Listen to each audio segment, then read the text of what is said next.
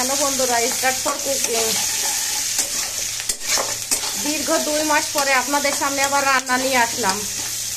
আপনাদের সাথে কিছু মজার গল্প আছে, যে গল্পগুলো কয়েকদিন কি 2 মাস ধরে বলা হয় না। বিভিন্ন রাজনীতি সমাজনীতি নিয়ে অসুবিধার মধ্যে আছি। এখন আসল কথা বলা যাক। গত 3 দিন আমি ঢাকায় ছিলাম হাজবেন্ডের দাঁত তোলার বিষয়ে। আগে একবার গেছি, গত মাসে একবার গেছি, কোনো কাজ হয় নাই। এ মাসে আবার কালকে দাঁত তুলে নিয়ে আসলাম। তারপরে মেজর কতগুলো টেস্ট দিলাম। আমি এখন রান্না শুরু করব। দুপুরে এসে কি করছি, তাড়াহুড়া করে বাসায় আসছি। বাসায় এসে ফেনা ভাত রান্না করছি। ফ্যান ভাত, জাউ ভাত যেটাকে বলে। হাজবেন্ডের হচ্ছে দাঁতে একটা দাঁত তোলা হয়েছে, আর সাইড থেকে কিছুটা টিস্যু কেটে ওটা টেস্ট দেওয়া হয়েছে। তো সেই ক্ষেত্রে নরম ভাত খেতে বলছে। এখন দেখলাম যে এই সিদ্ধ মিদ্ধ খাচ্ছে, ভালো লাগবে না, একটু ডিমের ঝোল করব। এই দেখেন 4টা ডিম আর 8-10 টুকরো আলু।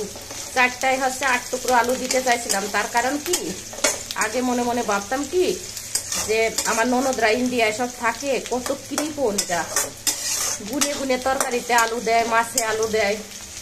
এখন দেখলাম তার চেয়ে কৃপণ আমাদের হওয়া লাগবে। কারণটা হলো কি, যেমন চালের দাম তেমন ডিমের দাম, তেমন তেলের দাম, তেমন আলুর দাম, পেঁয়াজের দাম, মানে টোটালি এত দাম যে কোনোভাবেই কিছু করার অপশন পাচ্ছি না। তো দেখেন আমি এই আলুটাকে সুন্দর করে ভাজা নিয়েছি। আমি সুন্দর করে ডিমের ঝোল দেখাবো বলে আপনাদের কাছে এটা আনছি।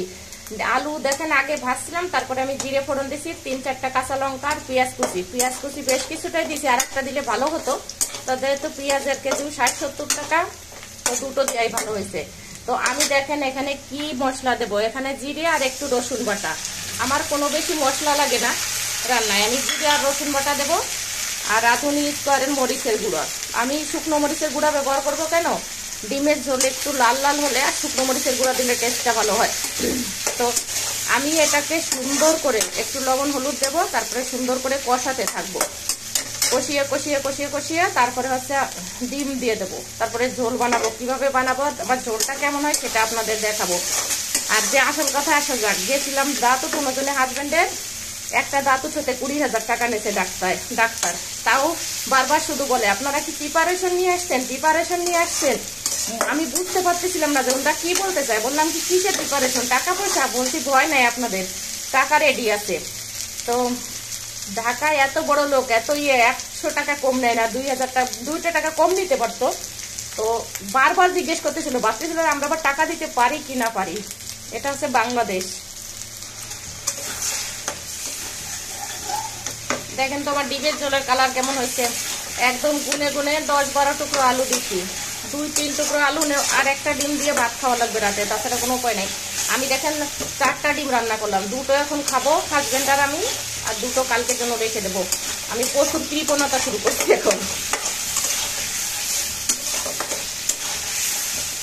আপনারা যখনই রান্না করবেন, রান্না করার সময় বারবার এরকম নেড়ে এভাবে সুন্দর করে কষাতে থাকবেন। যত আপনি বারবার এরকম করে কষাবেন না, তো আপনার তরকারির টেস্ট ভালো হবে। দেখছেন কালার আসছে কি। এবার আমি দেখেন এই যে ডিম 4টের মধ্যে দিয়ে দিলাম। তারপরে আমি একটুখানি জল দেবো, আর একটু কষাবো। আমি আপনাদের বিষয়টা দেখাচ্ছি আমার মতো করে রান্না করতে হলে। আমি এবার মাঝে মাঝে তো পেঁয়াজ ছাড়া রান্না করি। আর যেহেতু 2-3 দিন বাসায় নেই, আর বাসায় তরকারি তেমন বেশি নাই, আছে কিছুটা লাউ, কুমড়া, পাতাকপি। কালকে চেষ্টা করবো দুপুরের সময় যে কি রান্না করা যায়। তো এ দেখেন আমার ডিমের ঝোলের কালার দেখছেন, সেই রেসিপি। এত সুন্দর হবে এই টেস্টি ডিমের ঝোল। একটু ঝাল করে রান্না করলাম। 2-3 দিন হয়ে গেছে বাসায় নাই, তো বাসায় হচ্ছে রান্না বাড়ি কোনো কিছুতে কোনো তাল পাচ্ছি না। কাল পরশু চেষ্টা করবো মাংস টাংস রান্না করার। তো খাওয়ার বড় হিসেব সবসময়। কালকে রান্না করবো মুসুরির ডাল, আমের চাটনি, আর হচ্ছে কুমড়ো ভাজা, পালং শাকের তরকারি, আর এই ডিমের ঝোল থাকবে। তাই দিয়ে দুপুরে খাওয়া হয়ে যাবে, রাতে খাওয়া হয়ে যাবে। দেখেন আমার ডিমের ঝোলের রেসিপি রান্না শেষ। কত সুন্দর করে দেখেন আলু দিয়ে ডিম দিয়ে ঝোল করে ফেলছি অল্প সময়ের মধ্যে। চেহারা দেখছেন আমার ঝোলের রেসিপি, অসাধারণ চেহারা হয়েছে, আর খেতে অনেক সুন্দর হয়েছে। আমি খুবই সুন্দর রান্না করি। তো অনেকদিন পরে আসলে আজকে ভিডিও বানাতে আসলাম, কেন সেটার একটা কারণ বলি। আমি হচ্ছে ফেসবুক পেজে একজন বৈষম্য বিরোধী ছাত্র আন্দোলনের কয় ছেলে আর মেয়ে একবারই ডাকাতি করতে গেছে বলে তাদের চুন্নি কইছিলাম মাস্ক পরে গেছে, সেজন্য আমার পেজ হচ্ছে ই করে রাখছিল, রেস্ট্রিকশন করে দিয়েছিল। তা দেখলাম যে আমার বন্ধুরা এত পরিমাণ স্টিকার কমেন্ট করছে যে আমার পেজ আবার চালু হয়ে গেছে। তো সেই ক্ষেত্রে আমি এই লেখালেখি করতে পারছিলাম না বলে আমি ভাবলাম কি ভিডিও বানানো শুরু করি। তাই হচ্ছে সেই সূত্রে আবার নতুন করে ইউটিউবে ভিডিও বানানো শুরু করলাম। আমি এখন ইউটিউব নিয়ে আবার প্রচুর খাটাখাটি শুরু করব চিন্তা করছি। তো আজকের মতো দেখেন আমার ডিমের ঝোল রান্না কমপ্লিট। আমি অবশ্য একটু খাইয়ে দেখি নাই,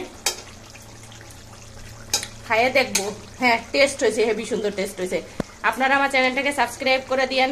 আমার চ্যানেল হচ্ছে রীতানাক ডেইলি ব্লগ, আর আইটি একটু স্পেস দিয়ে এনার্জি, আর আমার পেজ হচ্ছে মিথিলা বোস, মরেশি থরেশিল আকারে একটু স্পেস দিয়ে বউকার দন্তেশ্য। তো সবাই আমার চ্যানেলের পাশে থাকবেন, আমার পেজের পাশে থাকবেন, আমার চ্যানেল সাবস্ক্রাইব করে দেবেন, আর আমার রান্নার রেসিপি দেখে অতি তাড়াতাড়ি করে ডিমের ঝোল রান্না করে ফেলবেন। সবাইকে অনেক অনেক ধন্যবাদ। Bye bye, good night.